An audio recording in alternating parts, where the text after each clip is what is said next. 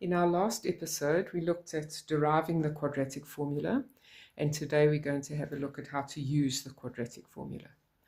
So in any equation, whether it's linear or quadratic, if it contains brackets or denominators, you need to always eliminate the brackets and the denominators to be able to first of all see whether it's linear or quadratic, and then secondly to decide how to proceed from there.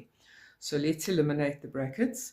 This is going to give me x squared minus x equals negative 12x, and take care here with the signs, I'm going to have positive 40.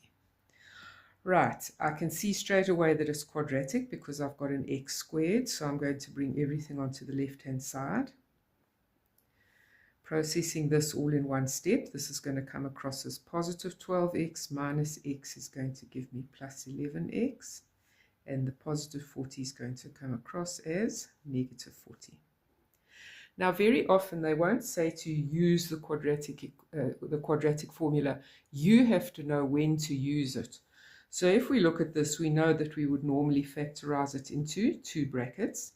That's got a coefficient of 1, so that's very easy. We only have to worry about the factors of 40. Well, let's just see. Factors of 40, 5 and 8. Can 5 and 8 give me 11? No. 20 times 2, 2 and 20 can't give me 11.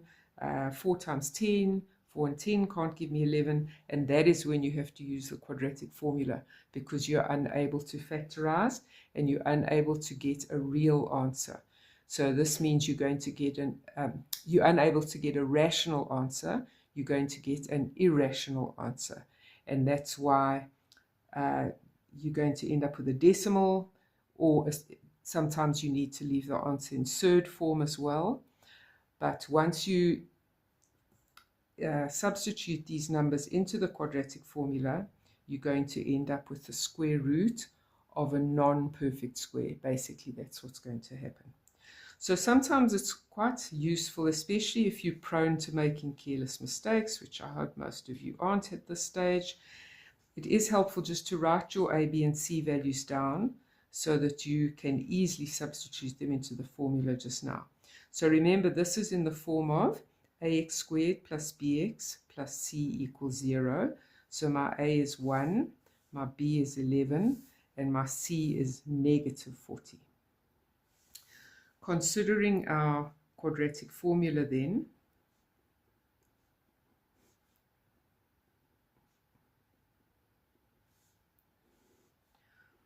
all we have to do at this stage is substitute these values straight into the correct positions over there.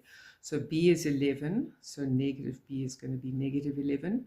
Remember that you have to consider both the positive and negative options of the square root, and that's how you get your two answers for your quadratic equation.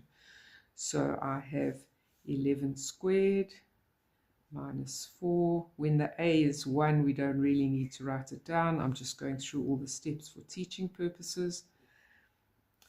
And then when the a value is 1, it's lovely because that just turns out to be 2. 2 times 1 is 2. So I'm just going to tidy it up a little bit before I substitute everything into, type everything into the calculator.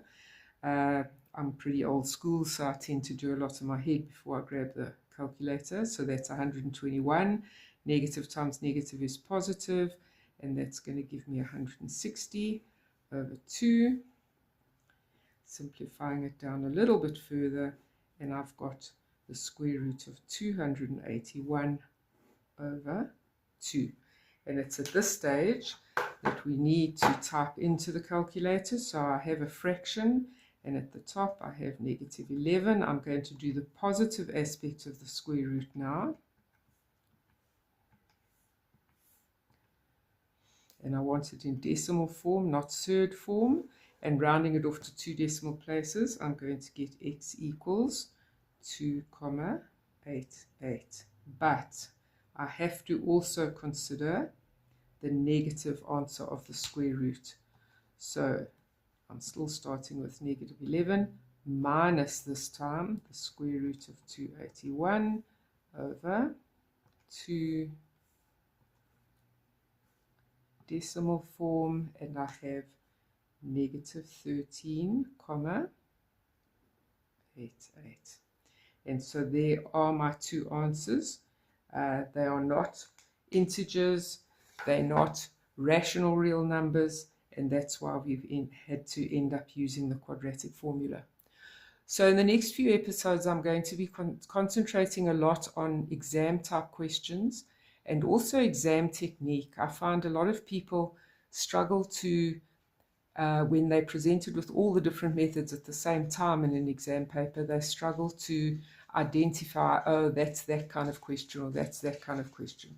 So that's what I'll be concentrating on. So to make sure that you don't miss those, please click the subscribe button, and I hope this has been useful.